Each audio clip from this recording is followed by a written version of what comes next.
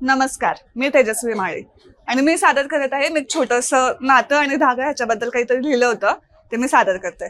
नातं आणि धागा. नातं हे धाग्यासारखं असतं. जेवढं धागा सरळ सोपा तेवढं त्याचं महत्त्व जास्त. धागा सरळ आहे तोपर्यंत त्याने अख्खं घर, माणसं आणि माया अगदी नीट बांधून ठेवता येते. पण त्या नात्यात गाठी आल्या की मात्र तो धागा, तेच घर, तीच माणसं बांधून ठेवायला अपुरा पडत राहतो. गाठी अहंकाराच्या, गाठी द्वेष, मत्सर, ईर्ष्या आणि तिरस्काराच्या, गाठी अपमानाच्या आणि गैरसमज तर आहेतच. धाग्याची वीण मजबूत हवी ना, तशीच नात्यात संवादाची आणि प्रेमाची आणि विश्वासाची वीण अगदी घट्ट हवी. एकदा का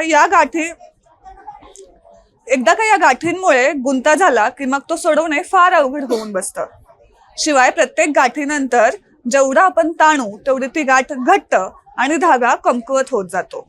या अशा गुंत्याच्या वेळेस सगळ्यांना एकच उपाय सुचतो, ते म्हणजे गाठ काढून टाकू. पण हे लक्षात येत नाही, गाठ कापताना धाग्याचा काही भाग त्या गाठीबरोबर कापून टाकला जातोय. आणि परिणाम काय? पुन्हा तो धागा पहिल्यासारखा अखंड राहील का नाही? तुकडे तुकडे झालेला धागा परत जोडण्यासाठी पुन्हा गाठच मारावी लागेल आणि तरीही धागा पहिल्यासारखं घर बांधून ठेवायला अपुराच पडेल. मग काय करायचं? असा गुंता सोडवायचा हा कसा? हळूहळू एक एक गैरसमज त्या गाठी बरोबर सोडवत जायचं.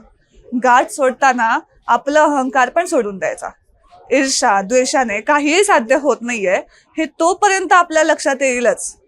हो, पण गाठी सोडताना सुद्धा खूप संयम ठेवायची गरज असते. सगळ्या गाठी एकदम सोडवल्या नाहीत जाऊ शकत आणि काही गाठी एवढ्या घट्ट असतात की त्या सोडवताना चुकून धागा तुटू शकतो. अगदी प्रेमाने, अगदी मायेने त्या गाठी सोडवायला लागतील, नाजूक हाताने. आणि गाठी सोडवताना धाग्याची वीण तर सैल होत नाहीये ना, याचीही काळजी घ्यायला हवी. शिवाय हा गुंता सोडवणाऱ्या माणसाच्या बोटांना थोड्या वेदनाही सहन कराव्या लागतील. पण जेव्हा या गाठी सुटतील तेव्हा तो धागा पुन्हा प्रेमाची माणसं एकत्र बांधून ठेवायला अखंड तयार राहील. पुन्हा सगळे पूर्वीसारखं होईल. आनंदी, सरळ, सोपं, गुंतागुंत नसलेलं, प्रेमळ, सुंदर आणि छान.